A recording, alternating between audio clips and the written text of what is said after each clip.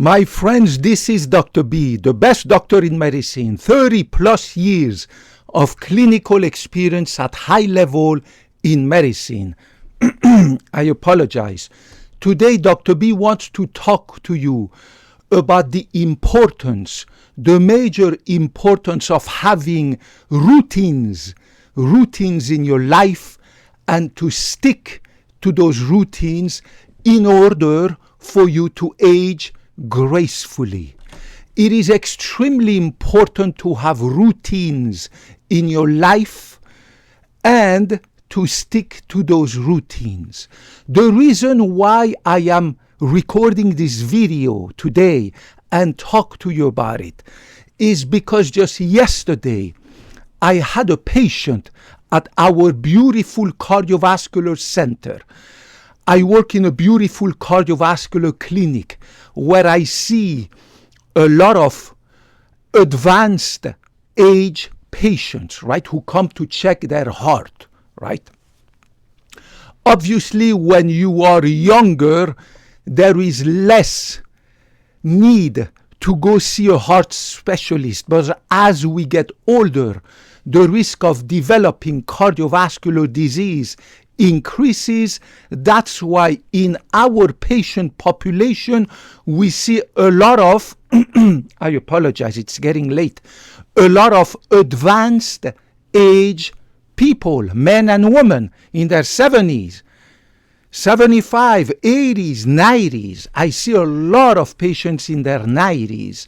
I see a lot of patients in their 80s. I see a lot of patients in their 70s, right?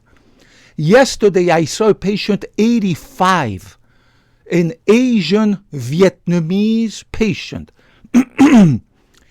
Asian Vietnamese patient, 85 years old. Whenever I see a patient who is in his 80s, and in good shape, the patient was amazingly in good shape, had a little bit of a belly, like I would say a 5 or 6 month pregnant woman, a little bit, right? But my God, the brain was super sharp. He was exercising every day, eating healthy, blah, blah, blah, blah, blah, blah. So I asked him, whenever I see a patient in his 80s who is in very good shape for his age, right? I sit down, like always, with my patient, and I ask them all the time, what is the secret? What do you do? Can you? So at that time they laugh because they see that I'm interested in understanding why is it that at the age of 85, 86, 87, I apologize, this woman or this man is in such a good shape. The brain is super sharp. They walk nicely. They can even go up and down the stairs. Absolutely in their mid-80s. Think about that. The guy going up and down the stairs, walking, coming, sitting, with no assistant, no help, like as if the guy was 60 years old. The guy that I saw, the gentleman patient that I saw yesterday was 85. He looked like a 60-year-old or 65. He looked 20 years younger than his real age. And they always tell me something that is important to understand. They always, all of them, whether male or female, they tell me that they eat a little bit. Usually it's only 1 time or 2 times per day, and what they eat is always a little bit. The rest of the time it's little tea, coffee, little snack here and there, but they don't sit down anymore like when they were young to eat a huge freaking meal like that of burgers and fries and pizza and rice and pepperoni and blah, blah, blah, blah, blah, blah. You know, the big meals, rice and kebabs and blah, blah. They don't do that anymore. And when I ask them how long you've been doing that, they always tell me, for as long as I can remember, 10, 20, 15, 20, 25 years ago. So these people started a routine of eating healthy and eating a little bit once or twice a day and few calories for the last 20 years or so, since they were maybe in their 60s, right? So it's important to understand that you need to stick to routines. And then, of course, I ask them all the time, do you exercise? And this gentleman was telling me, listen, every day, from 2 o'clock in the afternoon to 4 o'clock, so 2 hours, he exercises religiously. He hits the gym, or at home he has these dumbbells and pool bar and blah, blah, blah. I mean, you know, people have in their garage a ton of gym equipment. So he was telling me that no exception. And when I asked him for how long you've been exercising like this, he was kind of good looking guys, you know, his arms strong for an 85-year-old man. He had very stable legs and can walk easily, doesn't need help to get up or to go into exam, lay down on the exam table. And he told me as far as he can remember when he was a teenager, he was always exercising, running, biking, hiking, blah, blah, blah, and also doing weightliftings and blah, blah, blah. That's the second routine, and he's been sticking to it for decades. So eating healthy and eating a little bit, sticking to that routine from decades ago, let's say maybe starting around the age of 50, and then exercising and keep exercising from the moment you're a teenager to the moment you die, and never give up, right? And also, obviously, he was involved in his church.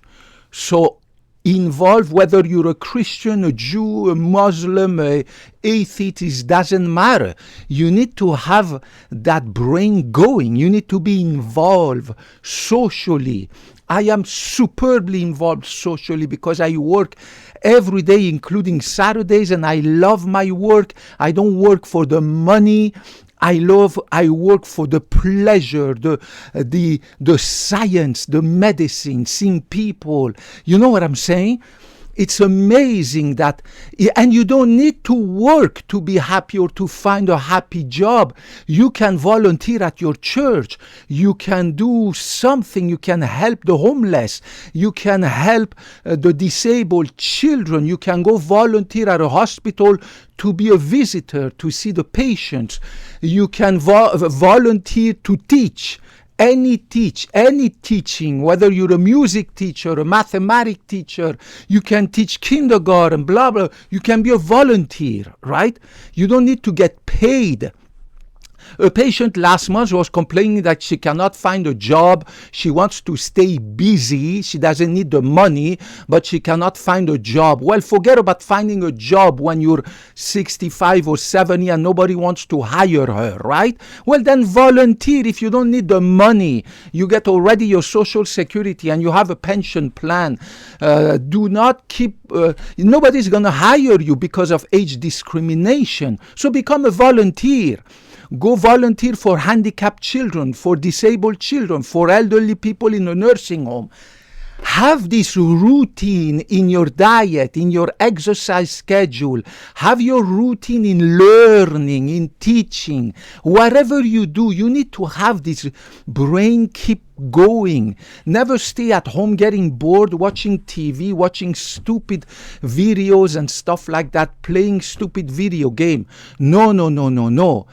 Have a routine that makes your brain sharper, that keeps your brain active, that keeps you away from dementia.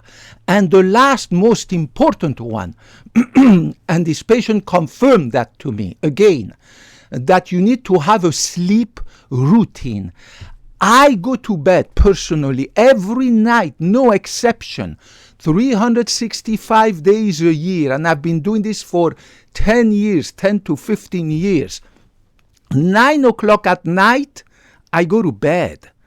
And 6 o'clock in the morning, my brain automatically wakes me up, right? Automatically, my brain wakes me up, whether it's a Sunday, a holiday, a work day, it doesn't matter. I never need to put an alarm clock. because my brain automatically after my 9 hours of sleep wakes me up. And when I put my head at 9 o'clock at night, after 2 minutes I go like a baby. I fall asleep like a baby. I don't need to take any freaking medicine, no freaking nothing, just natural sleep, because I've fallen into this routine. I have accustomed my brain to routinely fall asleep at 9 o'clock, wake up at 6 o'clock.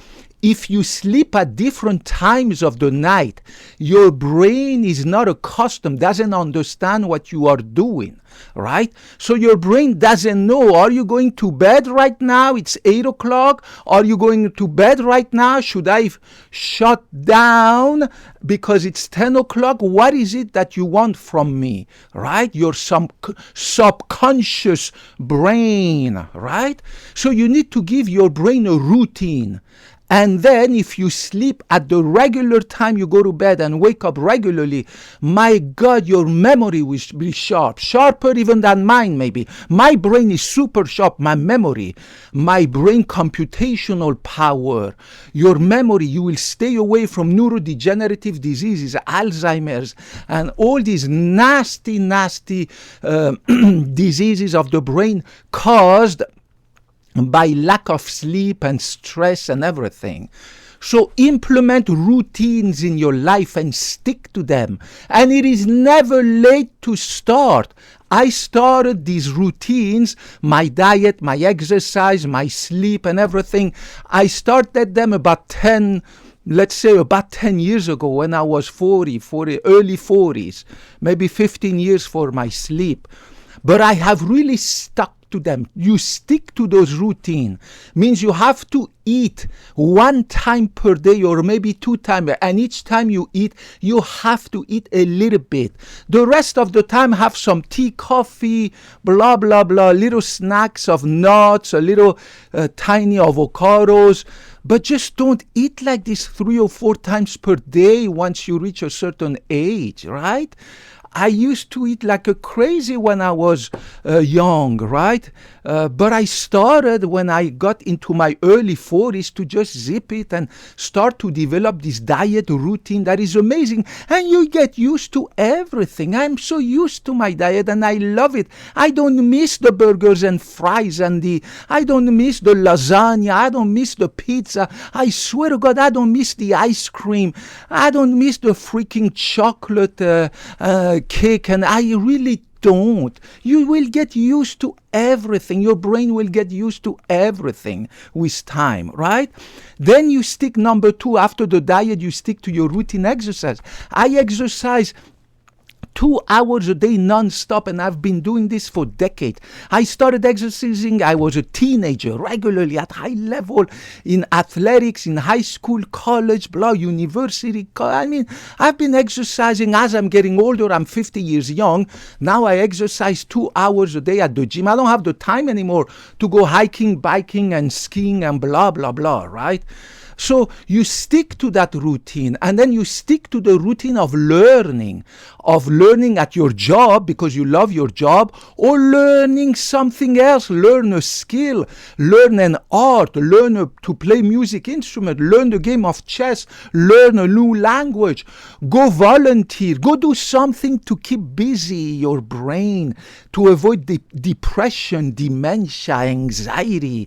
If your brain is busy and you're active in your community, you will never feel lonely. I live alone. I don't have no girlfriend for the last 4 years. Believe me, I'm not lonely at all.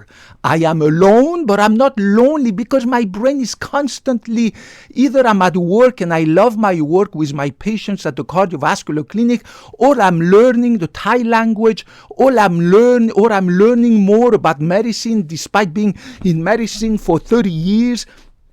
I learn more and more to improve my knowledge in new technologies in medicine, new drugs, new medications, new diseases. I just keep learning constantly, right? And number 4, do not forget the routine of going to bed at the same time.